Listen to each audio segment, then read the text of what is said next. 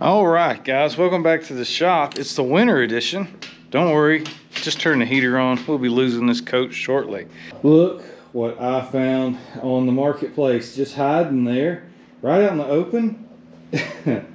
Yeah, I think that's the coolest little thing. 1978 Honda ATC 90. Now I gotta tell y'all a little something. I've never owned a 90 before. I've never seen a 90 before, and until now, I've never touched a 90 before.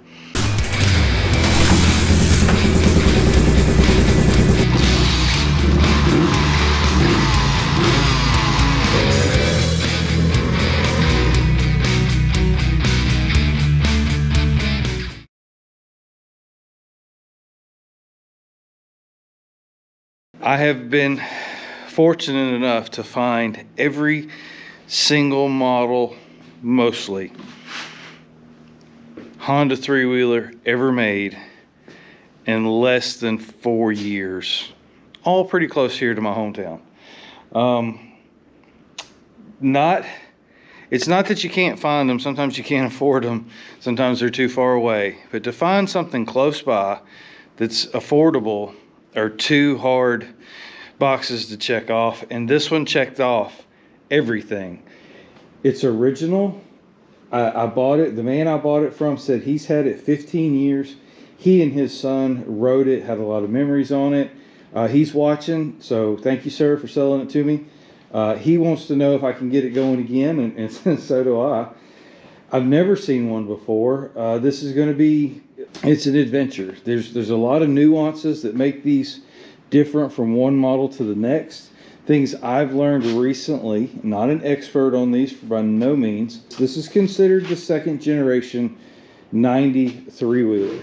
When they first came over to the US, my understanding is they had metal rear fenders and metal front fender.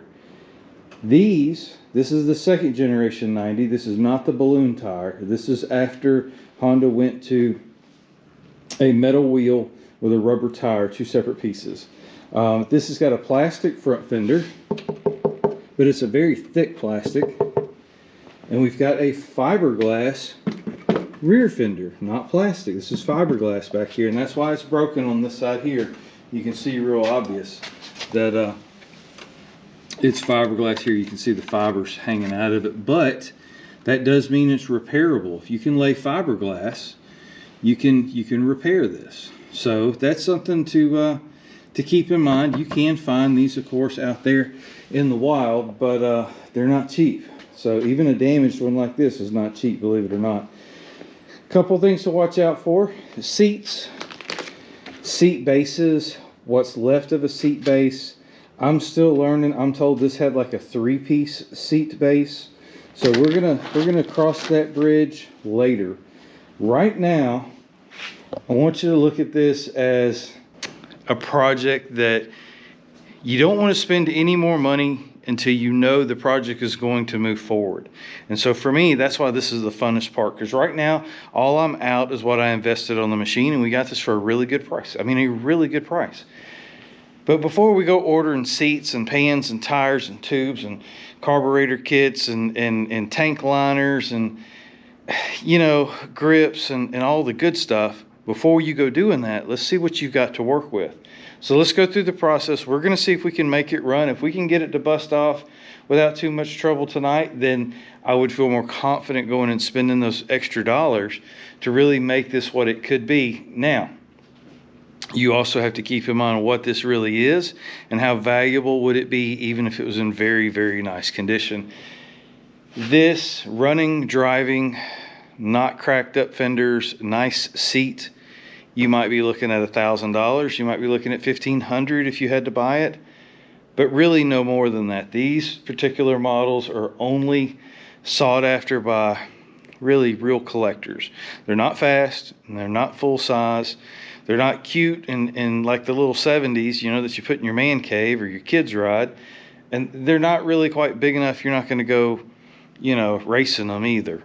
So it's a very unique machine for a unique group of people that would even want one.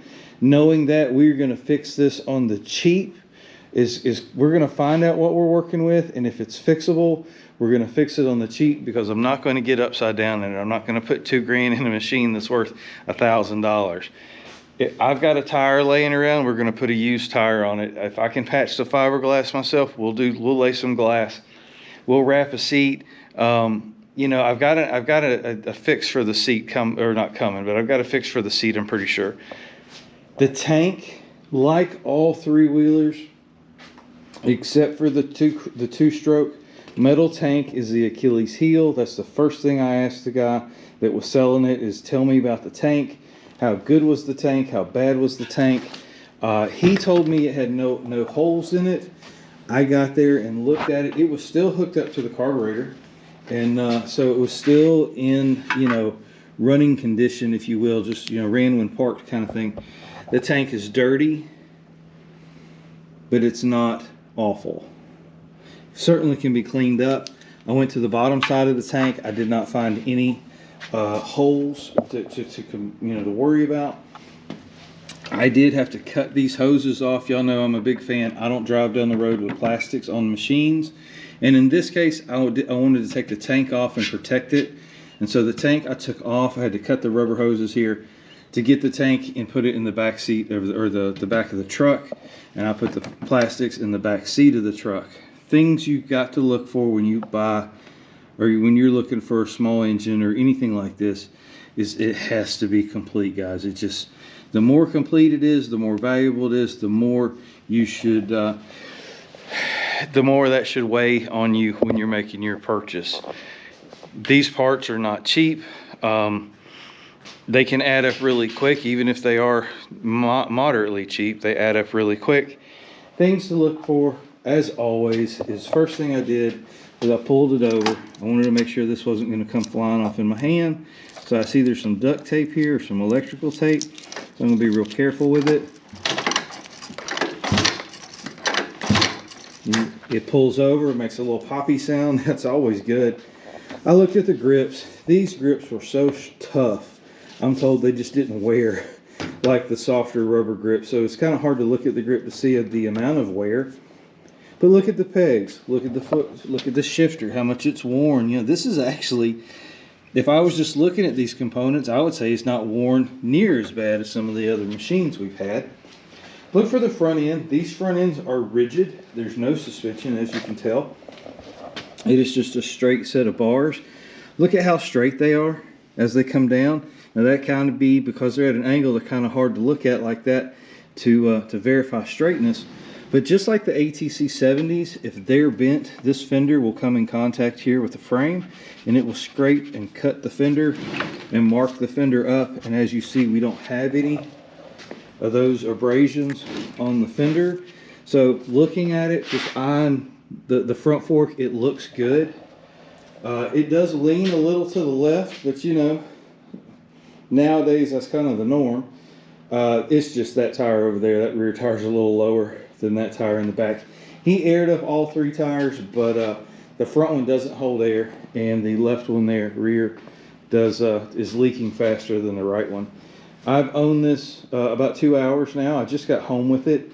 This is the first time I've really scrutinized it with you, and that's the way I like to do these videos. Things to look for here: brake cables. I did not even touch the brake at the sellers, because if it's locked up, I knew it rolled and I needed it to roll to get it on the trailer. But let's see if we've got any brake. No, we don't have any brake action at all on our brakes. Not the end of the world.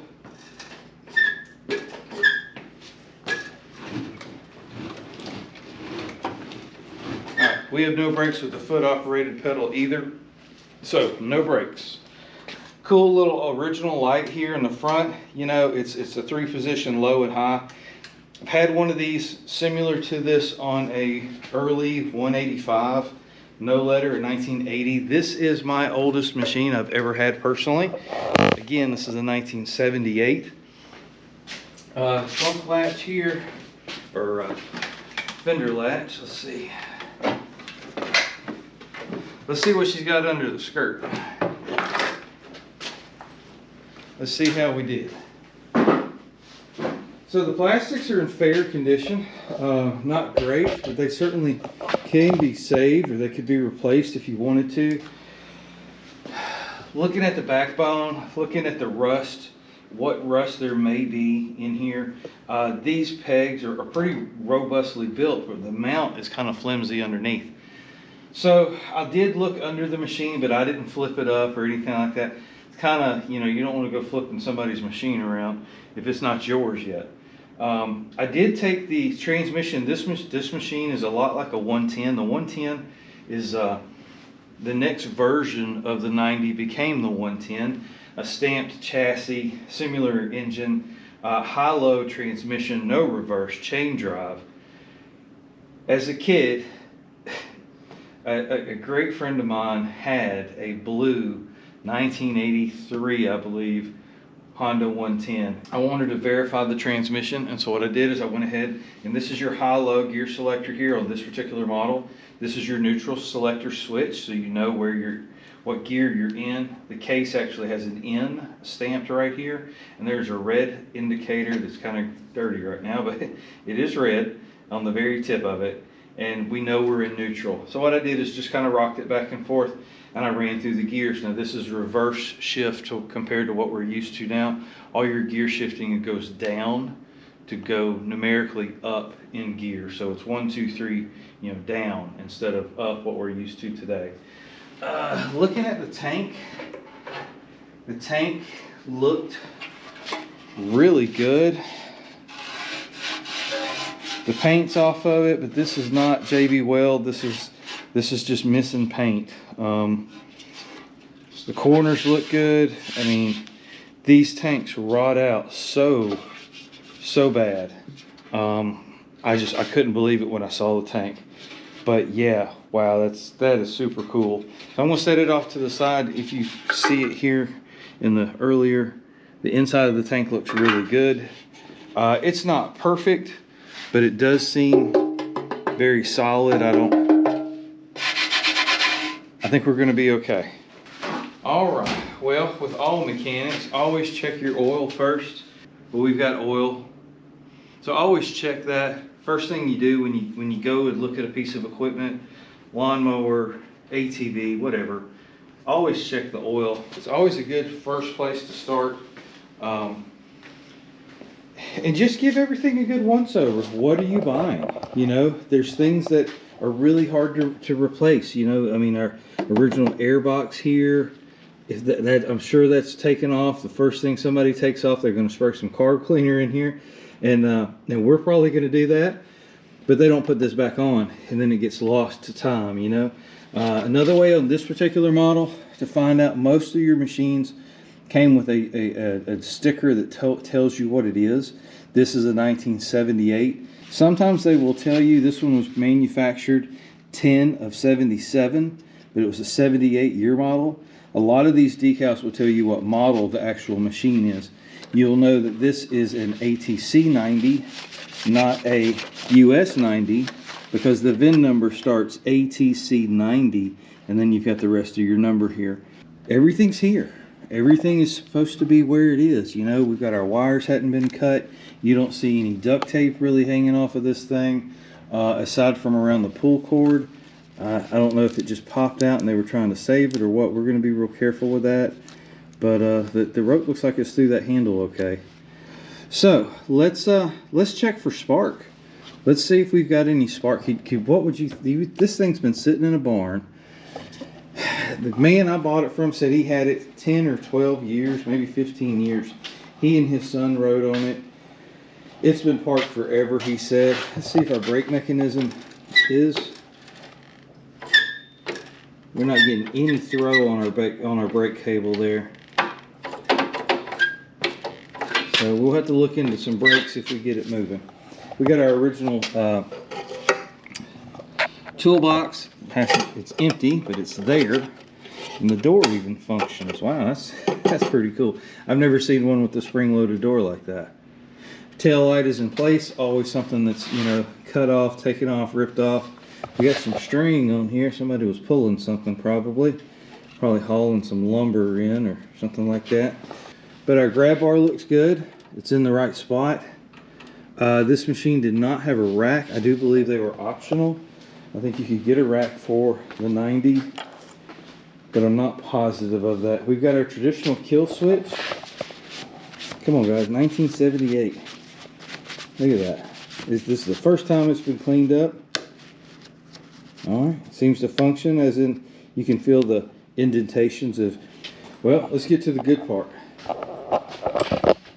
Let's see what we're working with. We got a lot of mouse nests and droppings. The guy was a peanut farmer. There was a peanut that just fell out of here. If y'all not sure what a peanut looks like, it's a peanut. This whole chassis is full of peanuts and debris. Tricycle guy.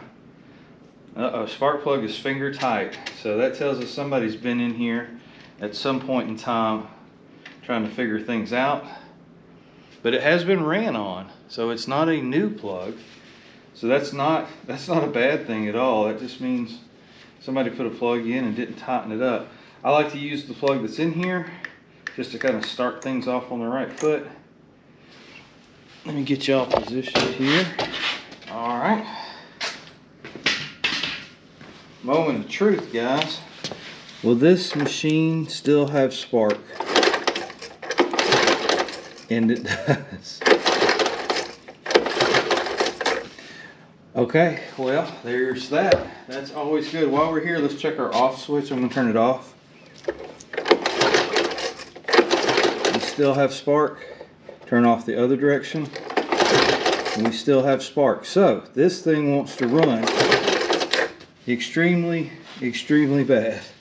Okay, well, we have no way of turning it off. So let's just not turn it off. How about that? We can do that. We're not home free. We still got compression to worry about. We could do a compression test on it. Carburetor is a little clunky.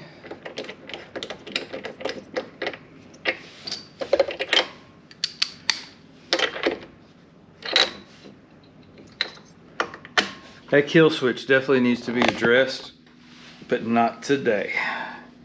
Let's pull this air box off. We know that there's a lot of stuff in here. I drove an hour and 20 minutes to get this, so hopefully anything that maybe was living in there is gone now. We will soon see. If I scream, you'll know.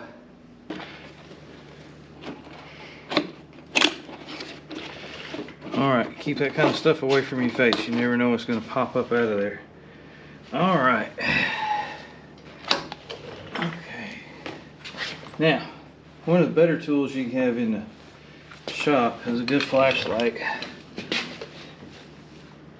All right, so our choke is working. Choke on, choke off. So up is on, down is off. Our throttle slide here is working. Probably could use a little lubrication for sure. Now, before we get too crazy here, let's get this slide off of here. This throttle cable. I just can't turn it with my fingers. You don't have to put them on here this tight, but you know, a lot of this is just old.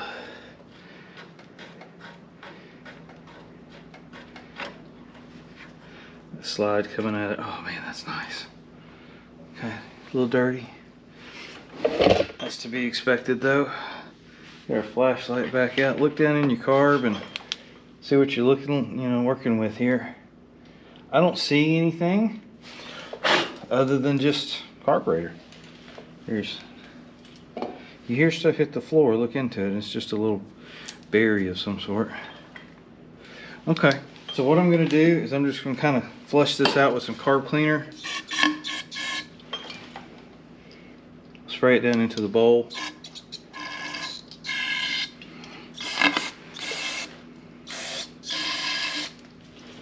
Alright. While we have the slide out, I'm just going to kind of lubricate the spring and the cable a little bit. Nothing crazy. Just to kind of get the old varnish off of it. You know, this is not a carb cleaning. This is a will it run, guys.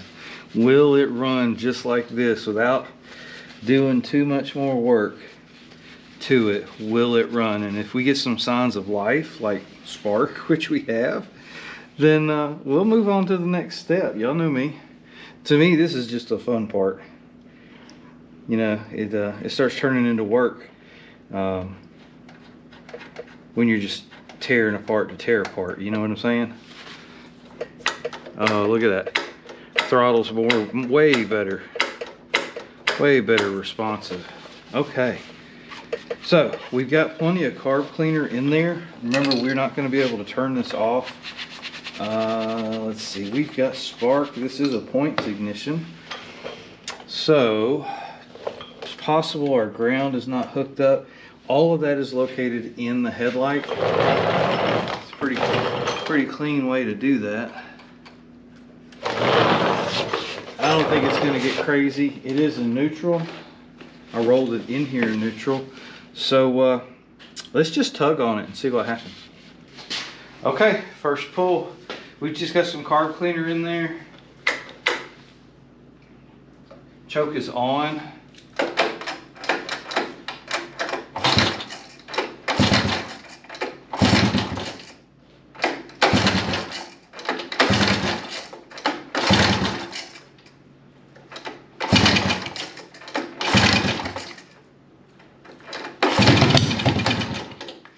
Okay, that's a run. That is a run. Let's get some fuel. See if she'll take some. This is some 2-stroke gas here. I'm really not looking to see if it's going to smoke. I just want to see if it'll run. A little 2-stroke, a little oil in your fuel is not going to hurt anything, especially on a motor that's been sitting this long. I just want to see. I just want to see it run. I am so impressed with these old Hondas. I love them. All right, let's see.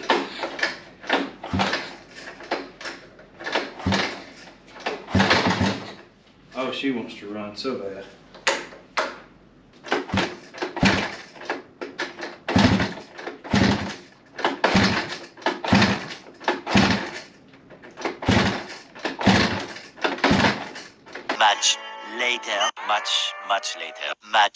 Much later. The idle jet and the run jet were both plugged up. It was never going to run. Also, the inlet for the fuel line, I had a 50-50 shot on that. The one I put my fuel line on was completely plugged up. So we weren't getting any fuel to the carb. It popped off because we had a little spray in there, but that was it. Now we've got fuel going into the carb. We're going to try this again. Cookies. Yeah, let's see what's going to happen. This is going to be good.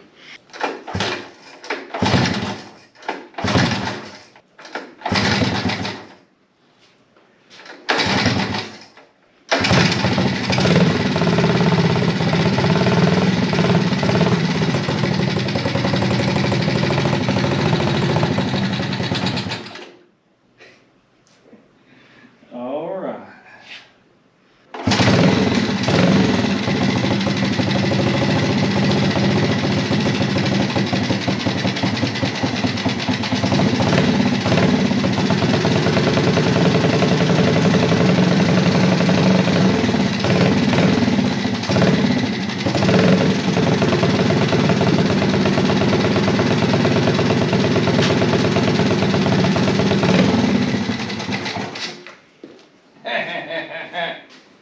That's almost too easy, right?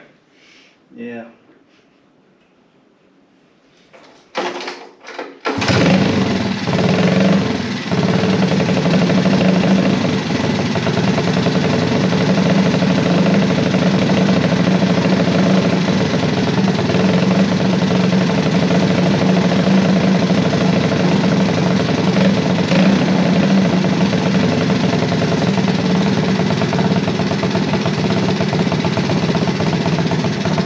So, carburetor is definitely clogged up. That's never going to run. I did clean the jets out, both of them. The valves are loose. I can't get that bottom cover off right now. I got to get that loose so I can adjust the valve. I did clean the points. I'm sorry I didn't show that to you. I got a little frustrated. I had spark when we first started and I lost it. And So it took me an hour to find it back, and what I found out was I had a bad connection at the switch. So I bypassed the switch, it disconnected the switch and the headlight. But none of that could be an issue. As soon as I did that, we had spark. Same plug, everything's the same. Check that out.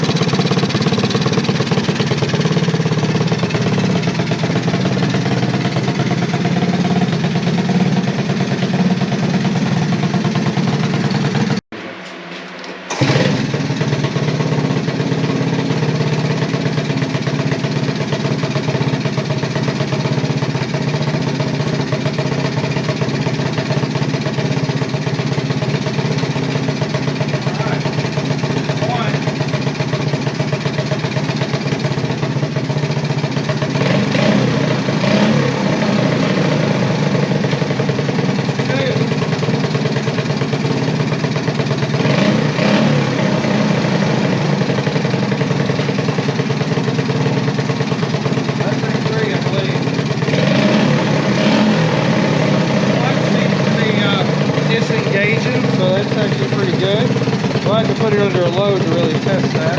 See how they come to a stop even though we're in gear? Clutch is slipping.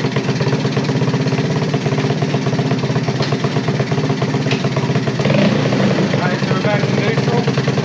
Let's see if we got high gear. This is low. It's got a sub transmission on it. Right here.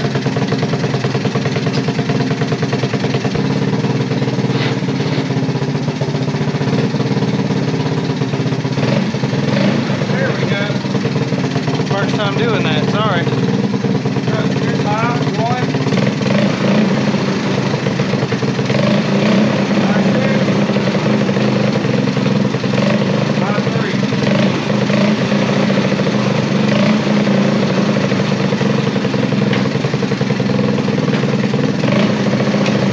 Back to neutral.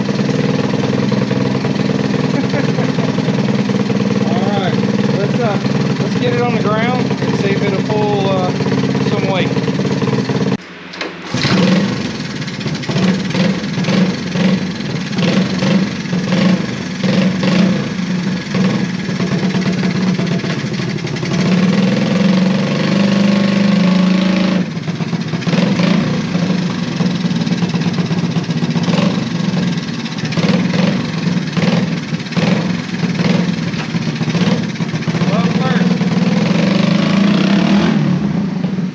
All right, well, that's a will it run for you. Merry Christmas. Santa showed up. It's kind of early on this one. 1978. This is the oldest three-wheeler I've ever had. This is I had it in 1980, 185. Should have kept that one. Orange, 1 year only. This is so cool. This is my first 90. If it had pushed me with a flat tire in the front, in low, I think the clutch is going to be fine. It just needs a bath. So, wow. What can you say? What can you say about that, guys? It's been sitting 10 years. I think it's going to clean up really good. The tank looks really good on the inside. We'll do a wash on the tank and put it on and run it like it's supposed to. But yeah, it's rough. I mean, let's not kid ourselves. We got a big crack here on our plastics. Yeah. Oh, I'm sorry. We got a big crack here on our fiberglass. This isn't plastic. But I think the color, I think once we wash it, I think it's going to shine really nice. This is pretty cool. This is a Honda of Albany, Georgia. If any of y'all Southerners know where Albany, Georgia is, that's where this came from. So that's pretty cool. It stayed relatively local. But my goodness, guys. 1978 Honda ATC 90 running and driving high and low, and I know it's smoking, but let's give it a break. Let's not forget that it's been sitting for a long time, and that's two-stroke fuel that is running through there, so it's going to smoke some, and I don't mind doing that for an engine that's been resting that long. Two-stroke fuel is fine.